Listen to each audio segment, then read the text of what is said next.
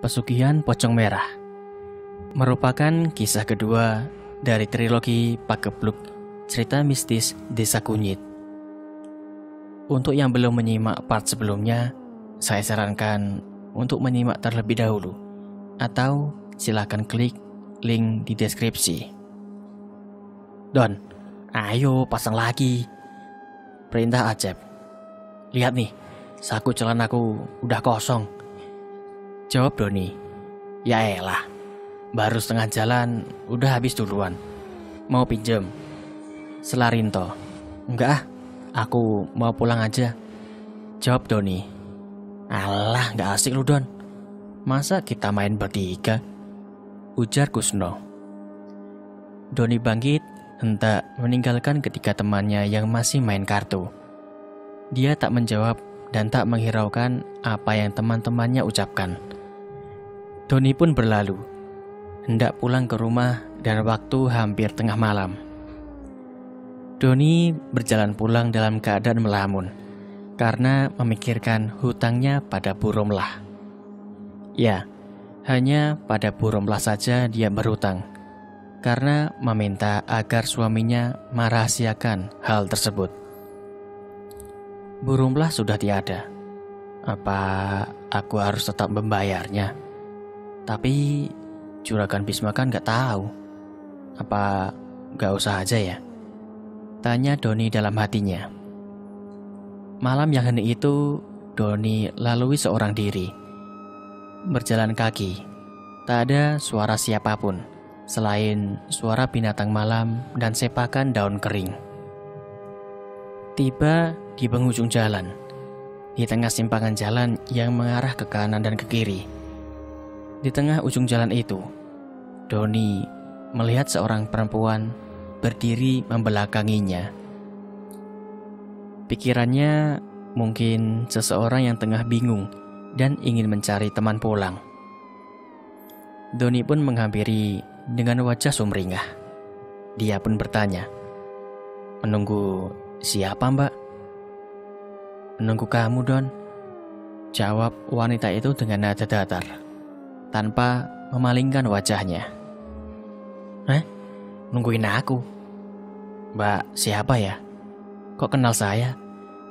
Tanya balik Doni penasaran. Kamu lupa sama aku, Don. Bayar hutangmu.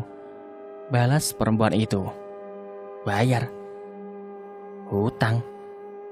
Mbak siapa ya? Apa jangan-jangan? Tanyanya terpotong sambil mendekat untuk melihat wajah perempuan tersebut. Saat mendekat, perempuan itu mulai menggerakkan kepalanya, dan anehnya, terlihat wajah mirip Bu Romlah. Hanya saja begitu menakutkan, dan wujudnya berubah menjadi sosok pocong dengan kain berwarna merah. Sontak, Doni ketakutan. Dia berlari sambil meminta tolong. Sebelum lanjut cerita Doni yang dikejar pocong merah Bu Romlah, kita kilas balik lagi ke awal saat teror keranda terbang melanda desa. Saat itu, Bisman hanya orang biasa dan dia adalah pendatang. Sedangkan Romlah atau istrinya adalah orang penduduk asli desa Kunyit. Saat itu, Bisman merasa dipercaya oleh Pak Hartono. Pak Hartono menjanjikan bisnis investasi yang sangat menggiurkan, dan bodohnya, Bisman memberikan apa yang dia punya untuk diinvestasikan. Namun beberapa hari berselang, Pak Hartono meninggal dunia karena malam harinya keranda terbang itu menyatroni rumahnya. Bisman frustasi dan bingung dengan apa yang harus dia lakukan setelahnya. Setelah kehilangan apa yang dia punya, Bisman curi dengar dari seorang warga yang mengatakan ada dukun sakti yang rumahnya berada di bawah kaki bukit di ujung desa yang konon katanya bisa memberikan kekayaan lewat jalur pesugihan. Tanpa pikir panjang, Sehari setelah mendapatkan info tersebut, pagi buta, Bisman yang sudah stres mendatangi dukun tersebut untuk meminta kekayaan. Sang dukun menyanggupinya, namun ada beberapa syarat yang harus dilakukan oleh Bisman. Ingin pesugihan sebenarnya. Apa perjanjian pesugihan? Tanya sang dukun.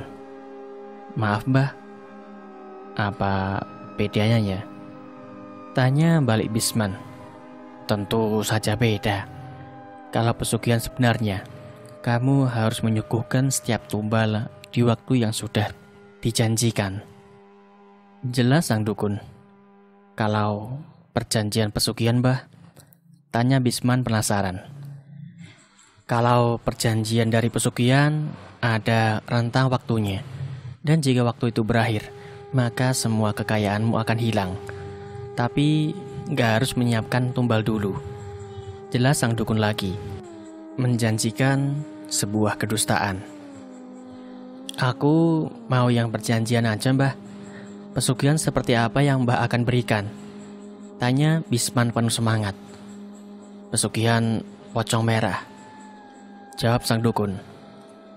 Bisman menyanggupi dan ritual pun akan dimulai. Di akhir ritualnya, Bisman disuruh memilih antara menyembelih induk ayam atau anak ayam. Bisman sedikit berpikir dan memutuskan menyembelih induk ayam yang darahnya digunakan untuk pelengkap ritual tersebut. Singkatnya, semua pun selesai dan dukun itu berjanji kalau nanti malam akan datang seseorang membawakan sebuah harta karun untuknya. Bisman pun semakin bersemangat dan dia pun segera pamit pulang. Namun sesaat Bisman hampir sampai di kediamannya, terlihat banyak warga mengerumuni rumahnya, membuat Bisman bingung dengan apa yang telah terjadi. Ju, apa semalam kamu lihat keranda terbang mampir ke rumah Romlah? Tanya Kardut. Enggak Dut, aku enggak lihat, jawab Ajok. Kan kamu tetangganya, masa enggak lihat? Tanya Kardut lagi. Maaf, ada apa ya? Kok rumahku ramai orang? Tanya Bisman menyela obrolan orang tersebut. Kedua orang tersebut tak menjawab. Mereka menundukkan kepalanya. Bisman menatap kecewa, lalu meninggalkan kedua orang itu dan segera mendatangi rumahnya, menabrak beberapa orang agar bisa masuk ke dalam rumah. Sampai di dalam rumah, Bisman tercengang, tak percaya kalau Romlah sedang ditangisi oleh kerabat-kerabatnya. Romlah meninggal dunia. Romlah meninggal dalam keadaan hamil 3 bulan. Hamil anak keduanya. Dukun sialan. Katanya gak perlu tumbal, ucapnya dalam hati. Merasa geram sambil memukul dinding beberapa kali. Mertua lelakinya menghampiri, menenangkan Bisman yang emosi. Menangis sambil memukul-mukul dinding yang membuat tangannya berdarah-darah. Sudah nak, ikhlaskan kepergian istrimu, biar dia tenang, ucap mertua lelakinya. Enggak pak, ini pasti ulah keranda sialan itu yang sudah meneror warga desa, ucapnya menutupi apa yang telah dia lakukan. Tenangkan dirimu, kita ikhlaskan dan doakan aja agar Romlah tenang di alamnya, saran mertua lelaki Bisman. Bisman sempat sedih dengan kematian sang istri, namun kesedihannya hilang kala mengingat harta yang akan didapatkannya. Dia menggendong Azizah, anak pertamanya yang berusia 2,5 tahun, sambil berbisik. Tenang nak, nanti kita nyari mama baru, bapak akan jadi orang kaya. Singkatnya, semua prosesi pemakaman Romlah telah dilakukan. Tinggal memasukkan jasadnya saja ke liang lahat. Bisman menitipkan Azizah ke ibu mertuanya dan turun ke dalam liang lahat tersebut Lalu disusul kerabat lain yang ingin masuk. Tetapi Bisman melarangnya dan ingin dia sendiri yang melakukan hal tersebut. Bisman menarik tubuh kaku sang istri yang sudah terbungkus kain, lalu membaringkannya ke dalam tanah kuburan itu. Bisman memberikan bantal mayit di beberapa sisi tubuh sang istri. Lalu, "Lepaskan tali pocongnya," seru salah satu warga. "Iya," jawab Bisman disertai anggukan. Bisman menunduk, hendak melepaskan tali pocong yang mengikat tubuh istrinya. Namun dia memikirkan sesuatu. "Kalau aku berhenti jadi orang kaya, apa aku harus mengorbankan Aziza untuk melakukan perjanjian lagi? Atau..." ucapnya dalam batin sambil memikirkan sesuatu yang licik. "Dah," ucapnya yang berpura-pura melepaskan ikatan tali pocong itu. "Yakin sudah?" tanya seseorang yang curiga. Namun Bisman segera merapikan papan kayu untuk menutupi liang lahat sang istri dan mulai naik. Saat semua papan sudah tersusun rapi. "Kamu ini istriku, bangkitlah, bantu suamimu agar tetap kaya," dalam batin Bisman berujar. Tanah mulai ditaburkan di atas papan tersebut. Tangis haru kerabat mulai terdengar. Bisman kembali mengambil Azizah dari gendongan ibu mertuanya, sambil melihat prosesi akhir pemakaman. Singkatnya, malam pun tiba. Bisman tak bisa tidur dan terus menanti harta kekayaan yang dijanjikan sang dukun. Tiba-tiba terdengar gemerincing suara kereta kuda. Bisman langsung bangkit dari duduknya dan segera keluar rumah. Dia kaget, tak percaya dengan apa yang dilihatnya. Bisman melihat sosok putri cantik mengendarai kereta kuda, tersenyum menatapnya. "Ini harta yang telah kami janjikan," ucap putri tersebut, dan ada sosok hitam menghampiri Bisman dengan membawa sebuah peti. Bisman tak menjawab. Dia lalu menatap kagum akan kecantikan putri tersebut. Sedangkan kedua tangannya mulai menggapai sebuah peti yang diberikan oleh sosok hitam. Bisman mengembangkan bibirnya, tersenyum lebar sambil menunduk, membuka isi peti tersebut. Dan alangkah kagetnya saat melihat isi peti tersebut. "Aku kaya, terima kasih Put," ucapnya tertawa sambil mendongakkan kepala. Namun ucapannya terpotong kala melihat sang putri dan kereta kudanya tiba-tiba lenyap dari pandangannya.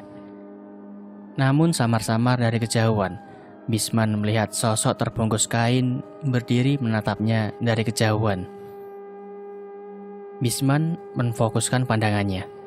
Terlihat sosok terbungkus kain merah itu adalah Romlah. "Mas, mana anakku?"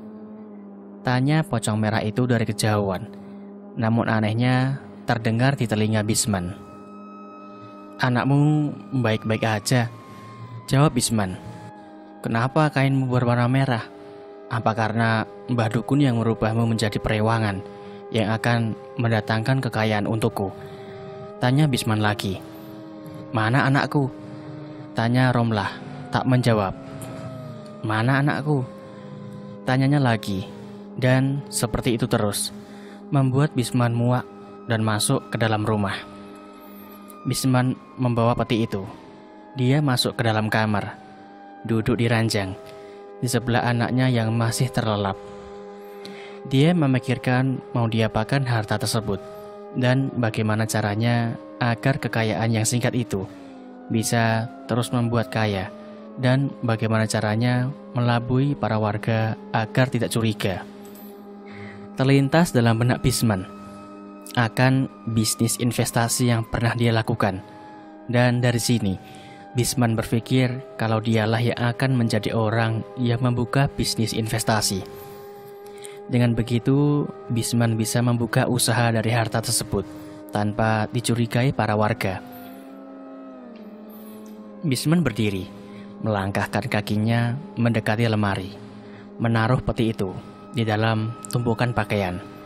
Namun saat menutup lemari dan berbalik, sosok pocong dengan wajah mengerikan menatapnya. Jarak mereka hanya sejengkal, tetapi Bisman tak takut dengan sosok pocong merah berwajah romlah. Bisman mengabaikannya sambil terus berjalan menuju ranjang. Dia membaringkan tubuhnya, mulai menarik selimut sambil belujar. "Anakmu akan baik-baik saja. Bantu aku mencari kekayaan yang melimpah." Pagi harinya, Bisman bersiap mendatangi kediaman Pak Handoko, salah satu orang kaya yang akan diajak bisnis investasinya. Pak Handoko merupakan bos tempat dia bekerja dulu, dan sekarang kedatangan Bisman ke sana malah ingin mengajak mantan bosnya berinvestasi.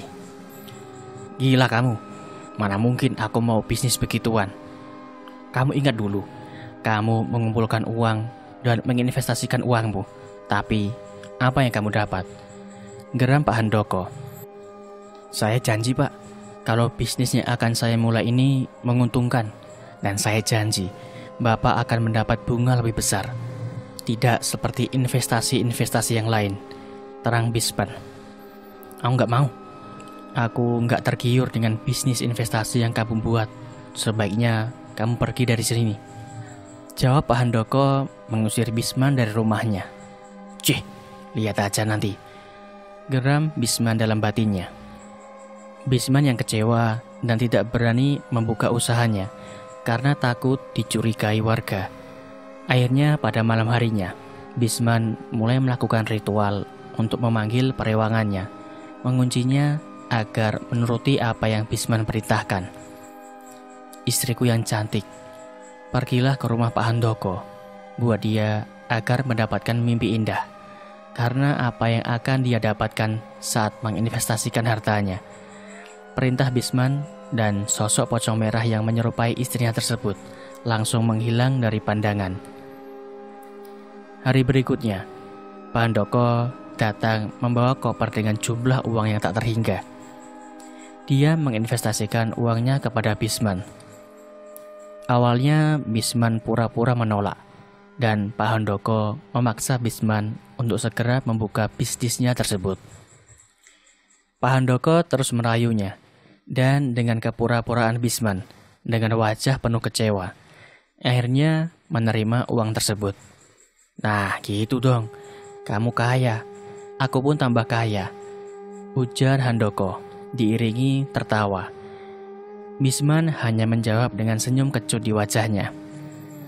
Singkatnya, setelah mendapatkan modal dari Pak Handoko, Bisman langsung membuka dealer motor dan membeli tanah yang luas, berhektar-hektar. Tentu saja uang tersebut bukan dari Pak Handoko saja, karena tak mungkin bisa membeli semua itu dari investasi Pak Handoko.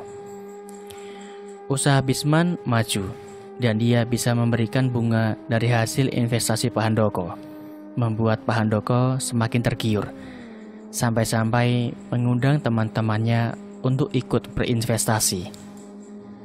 Bisman semakin kaya, dia jadi juragan tebu dan bos dealer. Namun, tak ada yang curiga dengan hasil kekayaan Bisman, karena mengira semua modalnya dari para investor. Hari itu pun tiba, hari di mana Bisman kehabisan harta pesugihan yang dia dapatkan. Bisman mulai tak memberikan bunga kepada para investornya. Investor dari orang kaya maupun para tetangga dan warga yang ikut karena tergiur. Bisman mulai bingung dan kabur dari desa, meninggalkan anak semata wayangnya. Namun salah satu seorang investor melaporkan investasi bodong tersebut kepada pihak berwajib. Dan tak lama, Bisman tertangkap di kediamannya, di kampung halamannya sendiri. Para warga yang kesal karena uangnya tak kembali, membabat habis lahan tebu itu, dan sebagian ada yang mengambil beberapa motor dari dealer Bisman. Tempat usahanya pun diamuk warga, hingga menyisakan pecahan-pecahan kaca yang berserakan. Di dalam tahanan, Bisman yang mendengarkan hal tersebut emosi, dan dari sini dia berpikir akan meneror para warga lewat pocong merah Romlah. Dan kita akan kembali di saat Doni mulai diganggu pocong merah Bu Romlah. Doni pun terus berlari hingga sampai di depan rumah. Pintu rumah dia gebrak-gebrak dengan keras sambil melihat ke kanan dan ke kiri. Ada apa malam-malam gini ngebrak pintu? Geram sang bapak setelah membuka pintu, menatap penuh emosi. Tanpa menjawab, Doni menabrak tubuh bapaknya. Dia begitu ketakutan, membuat sang bapak nampak bingung dengan sifat anaknya. Kamu kenapa? Kalah judi? Dikejar hutang? Tanya bapaknya memicingkan kedua mata. Bu Romlah mengejarku, Pak, jawab Doni sambil minum dan duduk di ruang tamu. Bu Romlah siapa? Tanya sang bapak lagi sambil duduk di sebelahnya. Bu Romlah istri juragan Bisman lah, Pak. Memang siapa lagi? Tanya balik Doni. Hush, ngawur kamu. Romlah kan udah meninggal, ucap bapaknya tidak percaya. Memang kamu punya salah apa? Lanjut bapaknya bertanya. Punya hutang, Pak. Sebelum dia meninggal, jelas Doni. Urus urusanmu, bapak gak mau tahu. Keluh bapaknya meninggalkan Doni. Dan malam pun berlalu. Pagi pun tiba. Nampak warga membincangkan hal yang sama, yakni pocong merah Bu Romlah. Ada yang dari mereka diganggu karena berhutang. Ada pula yang ditanya kemana pergi anaknya. Dan sampai sekarang, pocong Bu Romlah masih kerap menampakkan dirinya. Kisah kedua dari trilogi Pagebluk Cerita Mistis Sisa Kunyit telah selesai. Dan kisah selanjutnya bertajuk Keranda Terbang di hari pemilihan kepala desa.